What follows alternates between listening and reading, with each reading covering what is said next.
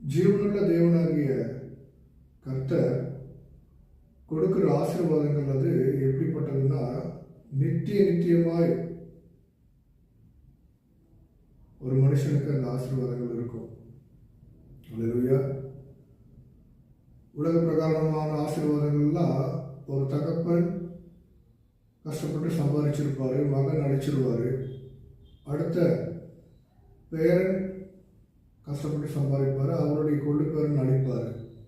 ஆனால் தேவன் தருகிற உண்மையான ஆசீர்வாதத்தை ஒருவர் ஆபிரகாமை போல பெற்றுக்கொண்டிருப்பாரே, ஆனால் அந்த ஆசீர்வாதம் அவருடைய தலைமுறையாய் அழியாமல் தலைமுறையாய் அவர்களுக்கு அந்த ஆசீர்வாதங்கள் வந்து சேரும்.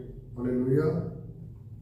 அதனால தான் நான் உன்னை பெரிய ஜாதியாக்கி உன்னை ஆசீர்வதித்து உன் பெயரை பெருமைப்படுத்துவேன் அப்படின்னு ஆண்டவர் வந்து ஆபிரகாமுக்கு ஒரு வாக்குத்தத்தம் கொடுக்கிறார். அல்லேலூயா.